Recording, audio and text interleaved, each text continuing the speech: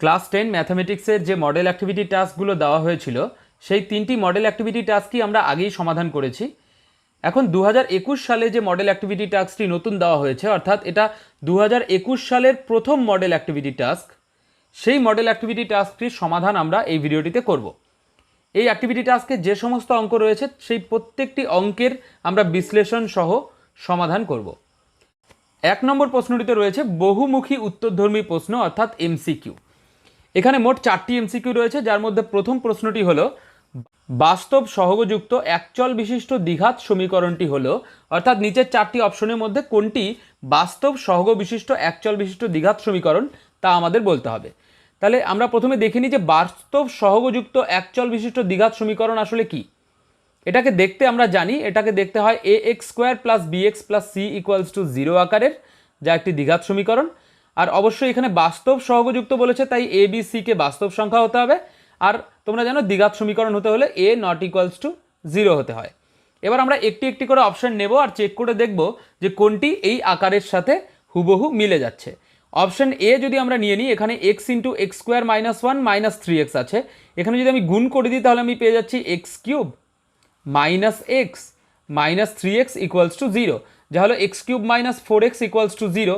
দেখো এখানে x³ রয়েছে কিন্তু দ্বিঘাত সমীকরণে x³ থাকে না, তাই অবশ্যই এটি একচল বিশিষ্ট দ্বিঘাত সমীকরণ নয়। এরপর অপশন বি নিয়ে নিচ্ছি। অপশন বিতে রয়েছে x² × x² - 1 - 6x = 0। এখানেও যদি আমরা গুণ করে দিই আমরা পাবো x² × x² অর্থাৎ x⁴ - x² - 6x = 0। এখানেও x⁴ আছে, তাই অবশ্যই এটা দ্বিঘাত সমীকরণ হবে না, তাই অপশন বিও আমাদের উত্তর হলো না। অপশন সি নিয়ে নিচ্ছি। এখানে x × x - 1 - x = 0 আছে। এখানে x দিয়ে যদি x - 1কে গুণ করি আমরা পেয়ে যাচ্ছি x² - x - x = 0, যা হলো x² - 2x = 0। এখানে দেখো x² এর পদ রয়েছে, x এর পদ রয়েছে, কিন্তু c নেই, c 0। দেখো এখানে বলা আছে a ≠ 0, অর্থাৎ a 0 হতে পারে না, কিন্তু c তো 0 হতেই পারে, অর্থাৎ ধ্রুবক পদ নাও থাকতে পারে। তাই অবশ্যই এই সি নম্বর অপশনে যে সমীকরণটি আমরা পাচ্ছি সেটা একটি একচল বিশিষ্ট দ্বিঘাত সমীকরণ, অর্থাৎ সি হবে আমাদের উত্তর। কিন্তু আমরা প্রথমে ডি নম্বরটা দেখিনি যে ডি নম্বরটা কেন উত্তর হবে না। ডি নম্বরে রয়েছে 2x - 4 = 0। দেখো এখানে x² এর পদটি নেই, অর্থাৎ এখানে a এর মান অবশ্যই 0 আছে, কিন্তু দ্বিঘাত সমীকরণ হতে হলে তো a কে ≠ 0 হতে হবে, তাই এটা দ্বিঘাত সমীকরণ নয়। আর তাই আমরা বলতে পারি যে এই প্রশ্নের উত্তর হবে option C, x × x - 1 - x = 0। এবার কোশ্চেন নাম্বার 2, 2x - 2 × x + 3 = 0 সমীকরণটির বীজগুলি হলো নিচের অপশনগুলির মধ্যে কোনটি। আমরা জানি একটি সমীকরণের বীজ আমরা এই সমীকরণটিকে সমাধান করে খুব সহজেই নির্ণয় করতে পারি, তাই এখানে আমি সমীকরণটা তুলে নিয়ে তারপর সমীকরণটিকে সমাধান করছি। এবার দেখো সমীকরণটিকে দুটি পদের গুণফল আকারে ভাবতে পারি আমরা, কারণ এখানে 2x - 2 হচ্ছে একটি পদ আর x + 3 একটি পদ। আমরা জানি দুটি পদের গুণফল যদি 0 হয় তাহলে অবশ্যই প্রথম পদ 0 হবে অথবা দ্বিতীয় পদ 0 হবে। এবার 2x - 2 যদি 0 হয় আমরা পাচ্ছি 2x = 2, অর্থাৎ x = 1। আবার x + 3 যদি 0 হয় তাহলে আমরা পাচ্ছি x = -3, অর্থাৎ x এর মান হলো 1 এবং -3। 1 এবং -3 এখানে রয়েছে, তাই আমাদের আনসার হবে অপশন সি, 1, -3। এরপর 3 নম্বর প্রশ্নটিতে বলেছে বার্ষিক 10% সরল সুদের হারে 50 টাকার 2 বছরের সুদ ওই একই হারে, অর্থাৎ আবার ওই 10% হারেই 100 টাকার 1 বছরের সুদের কি হবে, দ্বিগুণ, অর্ধেক, 1/4 নাকি সমান। অর্থাৎ এখানে দুটো অঙ্ক রয়েছে, একটা হচ্ছে 50 টাকার 2 বছরের জন্য, আরেকটা হচ্ছে 100 টাকার 1 বছরের জন্য। এখানে আমরা দুটো ভাগে অঙ্কটা করে নেব। প্রথমে আমরা নিয়ে নিচ্ছি যে r% অর্থাৎ সুদের হার হচ্ছে 10%, আসল হচ্ছে 50 টাকা আর সময় হচ্ছে 2 বছর। এখানে পি আর টি রয়েছে, তাই আমরা সূত্র ব্যবহার করলে খুব সহজেই সুদ অর্থাৎ আই বের করতে পারবো, যার সূত্র হচ্ছে PTR/100। এখানে পি আর টি এর মান বসিয়ে দিলাম, 0 0 যদি আমরা এখানে কেটে দিই আমরা পেয়ে যাচ্ছি 5 দুগুণে 10 টাকা, অর্থাৎ প্রথম ক্ষেত্রে সুদ হচ্ছে 10 টাকা। একই রকমভাবে দ্বিতীয় ক্ষেত্রে আমরা পেয়ে যাচ্ছি যে r% হচ্ছে 10%, কেন, কারণ এখানেও বলেছে একই হারে, অর্থাৎ সুদের হার 10%ই থাকবে। এবার আসল বলেছে 100 টাকা, তাই পি 100 টাকা, আর সময় বলেছে 1 বছর, তাই টি হয়ে গেল 1 বছর। এবারও যদি আমরা আয়ের সূত্র ব্যবহার করে দিই, অর্থাৎ সুদ বের করি, তাহলে আমরা একই রকমভাবে সব ভ্যালু বসিয়ে দিলে 0 0 যদি আমরা কেটে দিই আমরা পাচ্ছি 10 টাকা। অর্থাৎ প্রথম ক্ষেত্রেও সুদ ছিল 10 টাকা, দ্বিতীয় ক্ষেত্রেও 10 টাকা, তাই অবশ্যই এই দুটি সুদ কি হবে, সমান হবে। আর তাই কারেক্ট আনসার হবে অপশন ডি, সমান। এরপর 4 নম্বর এমসিকিউটিতে বলেছে ও কেন্দ্রীয় বৃত্তের পি কিউ ও আর এস দুটি সমান দৈর্ঘ্যের জ্যা। যেমন ধরো এখানে একটা বৃত্ত আছে যার কেন্দ্র হচ্ছে ও, আর পি কিউ এবং আর এস, এটা ধরে নিচ্ছি পি কিউ, এটা ধরে নিচ্ছি আর এস, এরা হচ্ছে দুটি সমান দৈর্ঘ্যের জ্যা, অর্থাৎ এদের দৈর্ঘ্য সমান। আবার এখানে বলেছে ও বিন্দু থেকে পি কিউ জ্যা এর দূরত্ব 8 সেমি, অর্থাৎ ও বিন্দুটি থেকে যদি পি কিউ জ্যা এর দূরত্ব নির্ণয় করি তাহলে আমরা দেখতে পারবো দূরত্ব হবে 8 সেন্টিমিটার। আর আমাদের নির্ণয় করতে বলেছে যে ও বিন্দু থেকে এই আর এস জ্যা, যে আরেকটি জ্যা আছে, সেই জ্যাটির দূরত্ব কত হবে, এই নিচের অপশনগুলির মধ্যে কোনটি হবে। অর্থাৎ ও বিন্দু থেকে এই আর এস জ্যায়ের যে দূরত্ব সেটাও আমাদের নির্ণয় করতে হবে। এবার আমরা জানি যে সমান দৈর্ঘ্যের জ্যা বৃত্তের কেন্দ্র থেকে সমদূরবর্তী। এবার দেখো যেহেতু বলেছিল যে পি কিউ আর আর এস এই দুটোর দৈর্ঘ্য সমান, তাহলে এরা সমান দৈর্ঘ্যের জ্যা, আর পি কিউ ও আর এস যেহেতু সমান দৈর্ঘ্যের জ্যা, তাই তারা অবশ্যই কেন্দ্র থেকে সমদূরবর্তী হবে। তাই আমরা লিখতেই পারি যে ও বিন্দু থেকে, অর্থাৎ কেন্দ্র থেকে আর এস জ্যায়ের যা দূরত্ব সেটা অবশ্যই ও বিন্দু থেকে পি কিউ জ্যায়ের দূরত্বের সমান হবে, কারণ দুটি সমদৈর্ঘ্যের জ্যা কেন্দ্র থেকে সমদূরবর্তী, অর্থাৎ ও বিন্দু থেকে সমদূরবর্তী। আর ও বিন্দু থেকে পি কিউ জ্যায়ের দূরত্ব প্রশ্নেই বলা আছে 8 সেন্টিমিটার, তাই এটা হলো 8 সেন্টিমিটার। আর তাই ও বিন্দু থেকে আর এস জ্যায়ের দূরত্ব হবে 8 সেন্টিমিটার। আর তাই কারেক্ট আনসার হলো অপশন এ, 8 সেমি। এরপর 2 নম্বর প্রশ্নে আমাদের সত্য মিথ্যা লিখতে বলা হয়েছে, অর্থাৎ এখানে 4টি বিবৃতি দেওয়া থাকবে, এর মধ্যে কোন বিবৃতিটি সত্য এবং কোনটি মিথ্যা সেটা আমাদের বলতে হবে। প্রথমে রয়েছে একটি ঘনকের প্রতিটি ধারের দৈর্ঘ্য অর্ধেক করা হলে ঘনকটির আয়তন প্রথম ঘনকের আয়তনের 1/8 অংশ হবে। এবার দেখো প্রথমে যদি আমরা ধরে নিই যে ঘনকের ধারের দৈর্ঘ্য ছিল এ একক, অর্থাৎ এই অর্ধেক করার আগে ঘনকের ধারের দৈর্ঘ্য ছিল এ একক, তাহলে ঘনকটির আয়তন কত হবে, আমরা জানি ধারের দৈর্ঘ্যের কিউব হয়, অর্থাৎ এ কিউব ঘন একক, এটা হবে ঘনকটির আয়তন। এবার বলেছে ঘনকটির ধারের দৈর্ঘ্য অর্ধেক করে দেওয়া হলো। এবার ঘনকটির ধারের দৈর্ঘ্য যদি আমরা অর্ধেক করে দিই তাহলে ধারের দৈর্ঘ্য আগে ছিল এ, এখন হয়ে যাবে a/2, কারণ অর্ধেক হয়ে গেছে, তাহলে এখন ঘনকটির ধারের দৈর্ঘ্য হলো a/2 একক। এবার যেহেতু ঘনকটির ধারের দৈর্ঘ্য a/2 একক, তাহলে ঘনকটির আয়তন কি হবে, আমরা জানি আয়তনের সূত্র ধারের দৈর্ঘ্যের কিউব, তাই a/2 হোল কিউব ঘন একক। এবার a/2 হোল কিউব মানে কি, a³/8 ঘন একক। এবার দেখো a কিউব কি, a কিউব ছিল আগের আয়তনটা, অর্থাৎ v। এবার a কিউবের সাথে কি গুণ আছে, এটাকে আমরা বলতে পারি 1/8 ইন্টু a কিউব, আর তাই a³/8কে আমরা লিখতে পারি 1/8 ইন্টু v, অর্থাৎ 1/8 ইন্টু আগের আয়তন। তাই আমরা বলতেই পারি যে ঘনকের আয়তন কি হলো, প্রথম ঘনকের আয়তনের 1/8 অংশ। আর তাই যে বিবৃতিটি দেওয়া আছে সেই বিবৃতিটি সত্য। এরপর 2 নম্বর প্রশ্নে বলেছে a/2 = b/3 = c/4 হলে a:b:c এর মান হয় 4:3:2।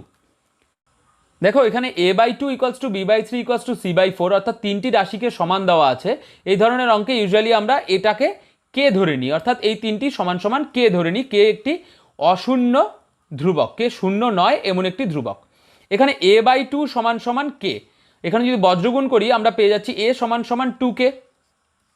আবার b/3 = কে, তাহলে বজ্রগুণ করলে আমরা পেয়ে যাচ্ছি b = 3k। আবার c/4 = কে নিয়ে যদি আমরা বজ্রগুণ করি আমরা পাবো c = 4k। এবার a:b:c চেয়েছে, অর্থাৎ abc এর অনুপাত যদি আমরা বের করি আমরা পাবো 2k, কারণ a এর মান 2k, 3k, 4k, abc এর মান বসিয়ে দিলাম। এখানে কে যদি আমি ক্যান্সেল করে দিই, কারণ কে তো নন জিরো, তাই কে আমরা কেটে দিতে পারি। কে যদি ক্যান্সেল করি তাহলে আমরা পাবো 2:3:4, কিন্তু বিবৃতিটিতে বলা আছে a:b:c নাকি 4:3:2, তাহলে অবশ্যই বিবৃতিটি মিথ্যা, তাই আমরা লিখব সুতরাং বক্তব্যটি মিথ্যা। এরপর 3 নম্বর প্রশ্নে বলেছে আসল p টাকা, বার্ষিক চক্রবৃদ্ধি সুদের হার r% হলে দ্বিতীয় বছরের মূলধন হবে এত টাকা। আমরা জানি চক্রবৃদ্ধি সুদের ক্ষেত্রে প্রথম বছরের যা সুদ আসল বা সমূল চক্রবৃদ্ধি হয় সেটাই হয় দ্বিতীয় বছরের মূলধন। এখানে আমাদের দ্বিতীয় বছরের মূলধন বের করতে হবে, তাই অবশ্যই আমরা প্রথম বছরের সমূল চক্রবৃদ্ধি বের করব, অর্থাৎ এক বছর পর যে সমূল চক্রবৃদ্ধি হয় সেটা বের করব। তাহলে আমরা লিখে নিচ্ছি এখানে কি কি দেওয়া আছে। এখানে দেওয়া আছে আসল হচ্ছে পি টাকা আর বার্ষিক চক্রবৃদ্ধি সুদের হার হচ্ছে R%। এবার যেহেতু এক বছরের সমূল চক্রবৃদ্ধি বের করব, তাই আমরা লিখে নিচ্ছি যে এক বছরের সমূল চক্রবৃদ্ধি হবে, আমরা জানি সূত্র হলো P × 1+R/100⁴ n। এখানে n হচ্ছে কত বছর সেটা, এখানে যেহেতু এক বছরের বের করছি তাই n এর জায়গায় আমরা বসিয়ে দিলাম 1। আর তাহলে এটা হয়ে গেল P × 1+R/100 টাকা। এখানে এক বছরের সমূল চক্রবৃদ্ধি হচ্ছে এত টাকা। আর আমরা জানি এক বছরের যে সমূল চক্রবৃদ্ধি হয় সেটাই হয় দ্বিতীয় বছরের জন্য মূলধন, তাই আমরা লিখতে পারি দ্বিতীয় বছরের মূলধন হলো এই সেম P × 1+R/100 টাকা। কিন্তু প্রশ্নে বলা আছে দ্বিতীয় বছরের মূলধন নাকি PR/100 টাকা, তাই অবশ্যই যে বিবৃতিটি দেওয়া আছে সেটা ভুল, তাই আমরা লিখতে পারি সুতরাং বক্তব্যটি মিথ্যা। এবার সত্য মিথ্যার শেষ প্রশ্ন অর্থাৎ 4 নম্বর প্রশ্নটিতে দেখো একটি ডায়াগ্রাম দেওয়া আছে, আর এই ডায়াগ্রামের পাশে লেখা আছে যে চিত্রে ও কেন্দ্র বিশিষ্ট বৃত্তে এবি একটি ব্যাস। এই এবি হচ্ছে একটি ব্যাস, দেখতেই পাচ্ছ এবি কেন্দ্রগামী, তাই অবশ্যই এবি একটি ব্যাস। বৃত্তের ভেতরে কিউ একটি বিন্দু, এই দেখো বৃত্তের ভেতরে কিউ এখানে একটি বিন্দু। কোণ এ কিউ বি সর্বদা সূক্ষ্মকোণ হবে। আমাদেরকে বলেছে যে কোণ এ কিউ বি এই কোণটির মান নাকি সর্বদা সূক্ষ্মকোণ হবে। এখানে দেখো এই প্রশ্নটিতে আসলে এই যে পি বিন্দুটি দিয়েছে না, এই পি বিন্দুটির আসলে কোনো দরকারই নেই। এই আঁকাতে যদি এই পি বিন্দুটি আর এপি বিপি এই সরলরেখা দুটো না দিত তবেও সেক্ষেত্রে আমরা অঙ্কটি করতে পারতাম। তাহলে এই পি বিন্দুটিকে এই অঙ্কটির ক্ষেত্রে আমরা ফুললি ইগনোর করেও অঙ্কটি করতে পারি, কিন্তু পি বিন্দুর বদলে আমরা আরেকটি বিন্দু এখানে আর নিয়ে নেব। আমরা একটি আর বিন্দু নিয়ে নিচ্ছি যেটা এই বৃত্তের ওপর অবস্থিত। আর বিন্দুটি কোথায় নেব, আমরা ইচ্ছে করে কিউ এর ঠিক ওপরে এই রকম একটি জায়গায় তোমরা একটি বিন্দু আর নিয়ে নাও, নিয়ে এ আর যুক্ত করে দাও আর বি আর যুক্ত করে দাও। আর নিয়ে এ আর আর বি আর আমরা যুক্ত করে দিলাম। এবার দেখো আর বৃত্তের ওপর অবস্থিত, আবার আমরা জানি এ বি হলো বৃত্তটির ব্যাস। এবার এ বি যেহেতু বৃত্তটির ব্যাস আর বৃত্তের ওপর অবস্থিত, তাই আমরা বলতেই পারি যে এ আর বি অর্থাৎ এই কোণটি এ আর বি এই কোণটি অবশ্যই অর্ধবৃত্তস্থ কোণ। আর আমরা জানি অর্ধবৃত্তস্থ কোণ হচ্ছে সমকোণ, আর তাই আমরা লিখতে পারি যে কোণ এ আর বির মান হচ্ছে 90 ডিগ্রি। দেখো এখানে এ আর বি অর্ধবৃত্তস্থ কোণ হলো, আবার আমরা জানি অর্ধবৃত্তস্থ কোণ সমকোণ অর্থাৎ 90 ডিগ্রি, তাই এ আর বির মান হয়ে গেল 90 ডিগ্রি। এবার দেখো এখানে স্পষ্টতই বোঝা যাচ্ছে, দেখো এই কোণটা হচ্ছে এ আর বি কোণ আর এই কোণটা হচ্ছে এ কিউ বি কোণ। অবশ্যই বোঝাই যাচ্ছে যে এ আর বি কোণটা এ কিউ বি কোণের থেকে ছোট, অর্থাৎ ওপরেরটা ছোট। তুমি যদি আরও নিচে কোণ আনো সেটা আরও বড় হবে, আরও নিচে আনো সেটা আরও বড় হবে, অর্থাৎ যত নিচে আসবে বিন্দুটা তত কোণটা বাড়বে। তাই অবশ্যই এ কিউ বি কোণটা বড় এ আর বি কোণের থেকে, তাই আমরা বলতেই পারি যে এখানে স্পষ্টতই এ কিউ বি কোণটি বড় এ আর বি কোণের থেকে, অর্থাৎ কোণ এ কিউ বি গ্রেটার দেন কোণ এ আর বি। আবার এ আর বি কোণের মান আমরা কত পেলাম, 90 ডিগ্রি, তাই এ আর বির জায়গায় আমি 90 ডিগ্রি বসিয়ে দিলে আমি পাচ্ছি কোণ A Q B greater than 90 degree, অর্থাৎ কোণ এ কিউ বি এর মান 90 ডিগ্রির থেকে বড়। আবার আমরা জানি 90 ডিগ্রির থেকে বড় যদি কোনো কোণ হয় তাহলে সেটাকে আমরা বলি স্থূলকোণ, অর্থাৎ কোণ এ কিউ বি হচ্ছে স্থূলকোণ। কিন্তু এখানে বলেছে কোণ এ কিউ বি নাকি সূক্ষ্মকোণ, তাহলে অবশ্যই এই বিবৃতিটি মিথ্যা, কারণ এখানে স্থূলকোণ হচ্ছে কিন্তু প্রশ্নে বলেছে সূক্ষ্মকোণ। তাই আমরা লিখব আনসার বিবৃতিটি মিথ্যা। এরপর 3 নম্বর প্রশ্নে দুটো সংক্ষিপ্ত উত্তরধর্মী প্রশ্ন দেওয়া আছে, যার মধ্যে প্রথমটি হলো একটি লম্ববৃত্তাকার চোঙের আয়তন ও বক্রতলের সাংখ্যমান সমান হলে উহার ব্যাসার্ধ নির্ণয় করো। এবার সাংখ্যমান কি সেটা আমরা একটু পরেই ডিসকাস করব। প্রথমে দেখো লম্ববৃত্তাকার চোঙের কথা বলেছে, আর লম্ববৃত্তাকার চোঙের ক্ষেত্রে আমরা জানি দুটো ডাইমেনশন হয়, একটা হচ্ছে ভূমির ব্যাসার্ধ আর একটা হচ্ছে উচ্চতা। তাই আমরা ধরে নিচ্ছি যে লম্ববৃত্তাকার চোঙের ব্যাসার্ধ হচ্ছে আর একক এবং উচ্চতা হচ্ছে এইচ একক। এবার এখানে আয়তন এবং বক্রতলের ক্ষেত্রফলের কথা বলেছে, তাহলে আমরা আয়তন বের করে ফেলবো। আয়তন আমরা জানি পাই আর স্কোয়ার এইচ ঘন একক, আর বক্রতলের ক্ষেত্রফল হয় 2 পাই আর এইচ বর্গ একক। এবার দেখো প্রথমটির একক আছে ঘন একক, পরেরটির একক বর্গ একক। এবার ঘন একক আর বর্গ একক তো কখনো ইকুয়াল হতে পারে না, কিন্তু প্রশ্নে বলেছে এদের সাংখ্যমান সমান। সাংখ্যমান মানে এককবিহীন যে সংখ্যাটা সেটাকে বলে সাংখ্যমান। অর্থাৎ এই গোটা রাশিটা হচ্ছে আয়তন, কিন্তু আমি যদি ঘন এককটাকে বাদ দিয়ে দিই, ঘন এককটাকে কেটে দিই, তাহলে এই যে বাকি যে অংশটা থাকবে অর্থাৎ পাই আর স্কোয়ার এইচ, সেটা হচ্ছে সাংখ্যমান। আবার একই রকমভাবে বর্গ এককটাকে যদি আমি ইগনোর করে দিই, তাহলে বর্গ একক বাদ দিয়ে বাকি যে রাশিটা অর্থাৎ 2 পাই আর এইচ, সেটাই হচ্ছে সাংখ্যমান। অর্থাৎ এককবিহীন রাশিটিকে আমরা সাংখ্যমান বলবো। এখানে বলেছে যে সাংখ্যমান দুটি সমান, অর্থাৎ পাই আর স্কোয়ার এইচ এবং 2 পাই আর এইচ সমান। তাহলে অ্যাকর্ডিং টু দ্য কোশ্চেন আমরা লিখতে পারি যে পাই আর স্কোয়ার এইচ সমান সমান 2 পাই আর এইচ। এখানে পাই পাই কেটে যাচ্ছে, একটা আর কেটে যাচ্ছে দুদিক থেকে, আর এইচ এইচ কেটে যাচ্ছে, তাহলে আমরা পাচ্ছি আর ইকুয়ালস টু 2। অর্থাৎ ব্যাসার্ধের মান 2, কারণ আরকেই আমরা ব্যাসার্ধ ধরেছিলাম। আর তাই আমরা পেলাম যে লম্ববৃত্তাকার চোঙের ব্যাসার্ধ হচ্ছে 2 একক। এটাই আমাদের কাছে চেয়েছিল যে ব্যাসার্ধ নির্ণয় করো, অর্থাৎ এটাই আমাদের উত্তর, যে সুতরাং লম্ববৃত্তাকার চোঙের ব্যাসার্ধ 2 একক। এরপর 3-এর 2 নম্বর প্রশ্নটিতে বলেছে দেখাও যে মিশ্র দ্বিঘাতকরণী 7 মাইনাস রুট 2 এর অনুবন্ধীকরণী হলো 7 প্লাস রুট 2। এবার তোমরা সবাই জানো যে 7 মাইনাস রুট 2 অনুবন্ধীকরণী হয় 7 প্লাস রুট 2, কিন্তু এখানে বলেছে যে এটা আমাদের প্রমাণ করতে হবে, অর্থাৎ দেখাও যে এটি অনুবন্ধীকরণী হয়। এর জন্য আমাদের জানতে হবে যে অনুবন্ধীকরণীর সংজ্ঞা আসলে কি। দেখো, দুটি করণীর যোগফল ও গুণফল মূলদ সংখ্যা হলে তারা পরস্পর অনুবন্ধীকরণী হবে। অর্থাৎ দুটি করণী কখন অনুবন্ধীকরণী হবে? যখন তাদের গুণফল এবং যোগফল এই দুটোই মূলদ সংখ্যা হবে। অর্থাৎ এই 7 মাইনাস রুট 2 এর অনুবন্ধীকরণী 7 প্লাস রুট 2 দেখানোর জন্য আমাদের দেখাতে হবে যে এই দুটোর যোগফল এবং গুণফল মূলদ সংখ্যা। তাহলে প্রথমে আমি এই দুটোর যোগফল করে নিচ্ছি। করণী দুটির যোগফল 7 minus root 2 plus 7 plus root 2। এখানে দেখো রুট 2 কেটে যাচ্ছে, আমরা পাচ্ছি 7 যোগ 7 14। আমরা জানি 14 একটি মূলদ সংখ্যা, অর্থাৎ যোগফল একটি মূলদ সংখ্যা আসলো। একই রকমভাবে আমরা গুণফল নির্ণয় করব। গুণফল হবে 7 minus root 2 into 7 plus root 2।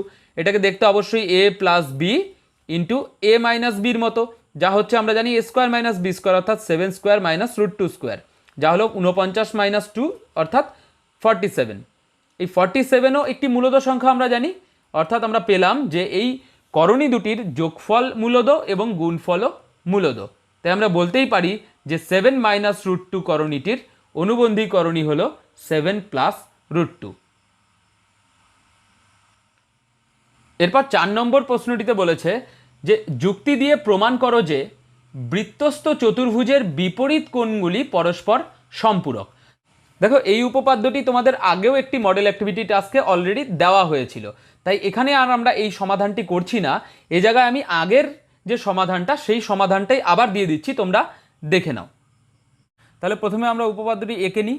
এখানে একটি বৃত্ত রয়েছে যার কেন্দ্র হচ্ছে ও, আর এখানে বৃত্তস্থ চতুর্ভুজের কথা বলা হয়েছে, তাই আমরা একটি বৃত্তস্থ চতুর্ভুজ নিয়ে নিচ্ছি এ বি সি ডি। অর্থাৎ আমরা এখানে লিখতে পারি যে ABCD হলো ও কেন্দ্রীয় বৃত্তের একটি বৃত্তস্থ চতুর্ভুজ।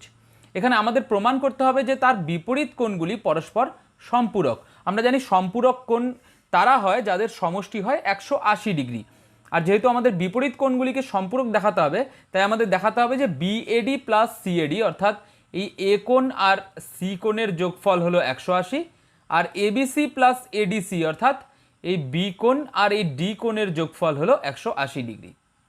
আর এই প্রমাণগুলি করার জন্য আমাদের একটি অঙ্কন করতে হবে, আর তাই আমরা এখানে OB আর OD যুক্ত করে নিলাম। আবার আমরা জানি যে কোনো বৃত্তের একই বৃত্তচাপ দ্বারা গঠিত বৃত্তস্থ কোণ কেন্দ্রস্থ কোণের অর্ধেক। অর্থাৎ একটি বৃত্তচাপ যা বৃত্তস্থ কোণ উৎপন্ন করে সেটি অবশ্যই কেন্দ্রস্থ কোণের অর্ধেক হবে। এখানে প্রথমে আমরা বৃত্তচাপ নিয়ে নিচ্ছি BCD। এই বৃত্তচাপটার জন্য আমরা জানি কেন্দ্রস্থ কোণ হবে BOD আর বৃত্তস্থ কোণ হবে BAD, আর তাই BCD বৃত্তচাপের সাপেক্ষে আমরা লিখতে পারি যে BAD অর্থাৎ বৃত্তস্থ কোণটি কেন্দ্রস্থ কোণ অর্থাৎ BOD এর অর্ধেক হবে, আর তাই এটিকে আমরা 1 নম্বর সমীকরণ দিয়ে রাখলাম। এবার একই রকমভাবে BAD বৃত্তচাপের ক্ষেত্রে, অর্থাৎ যদি আমরা এই বৃত্তচাপটি নেই, তাহলে এই বৃত্তচাপের ক্ষেত্রে কেন্দ্রস্থ কোণ হবে এই যে কোণ বিওডি, যাকে আমরা প্রবৃদ্ধ কোণ বিওডি বলতে পারি কারণ এটি 180 বড়। আর বৃত্তস্থ কোণ হবে কোণ বিসিডি। আর তাই বিএডি বৃত্তচাপের সাপেক্ষে আমরা বলতে পারি যে কোণ বিসিডি, যা হলো বৃত্তস্থ কোণ, সমান সমান হাফ ইন্টু এই কেন্দ্রস্থ কোণ যার নাম প্রবৃদ্ধ কোণ বিওডি। এটাকে আমরা 2 নম্বর সমীকরণ দিয়ে রাখলাম। এবার 1 নম্বর প্রমাণ করতে হলে আমাদের বিএডি প্লাস বিসিডি করতে হবে, অর্থাৎ এই দুটোকে যোগ করতে হবে। আর তাই আমরা 1 আর 2 নং সমীকরণকে যোগ করে দিচ্ছি, আর আমরা পাচ্ছি বিএডি প্লাস বিসিডি, এই বাম পক্ষের দুটোকে যোগ করলে BAD plus BCD equals to half যদি কমন নিয়ে নিই, হাফ কমন নিয়ে আমরা পাচ্ছি বিওডি প্লাস প্রবৃদ্ধ কোণ বিওডি। এবার এটি হচ্ছে বিওডি কোণ আর এটি হচ্ছে প্রবৃদ্ধ কোণ বিওডি। স্পষ্টতই বিওডি আর প্রবৃদ্ধ কোণ বিওডি যদি আমরা যোগ করে দিই আমরা 360 ডিগ্রি পাচ্ছি, আর তাই এই যোগফলের জায়গায় আমরা লিখব 360 ডিগ্রি, আর 2 দিয়ে 360কে কেটে দিলে আমরা পাবো 180 ডিগ্রি। অর্থাৎ আমাদের 1 নম্বর যে প্রামাণ্যতে লেখা ছিল সেটি প্রমাণ হয়ে গেল। আবার আমরা জানি যে একটি চতুর্ভুজের 4টি কোণের সমষ্টি হয় 360 ডিগ্রি। তাই আমরা লিখতে পারি যে যেহেতু আমরা জানি চতুর্ভুজের 4টি কোণের সমষ্টি 360 ডিগ্রি, তাই এই যে চতুর্ভুজ এবিসিডি রয়েছে তার বাকি দুটো কোণ অর্থাৎ এবিসি বি কোণ এবং এডিসি ডি কোণ, এই দুটোর যোগফল কি হবে 360 মাইনাস এই যে প্রথম দুটো কোণ অর্থাৎ এ কোণ আর সি কোণের যোগফল। অর্থাৎ আমরা কি ব্যবহার করলাম, আমরা ব্যবহার করলাম যে একটি চতুর্ভুজের যে কোনো দুটি কোণের সমষ্টি হলো 360 ডিগ্রি মাইনাস বাকি দুটি কোণের সমষ্টি। এবার বিএডি প্লাস বিসিডি তো আমরা মাত্রই প্রমাণ করলাম 180 ডিগ্রি, তাই এর জায়গায় আমরা 180 ডিগ্রি বসিয়ে দিতে পারি। আবার 360 ডিগ্রি মাইনাস 180 ডিগ্রি হলো 180 ডিগ্রি। তাই আমাদের 2 নম্বর যে প্রামাণ্য ছিল সেটিও প্রমাণ হয়ে গেল। আর তাই আমরা বলতে পারি যে উপপাদ্যটি প্রমাণিত।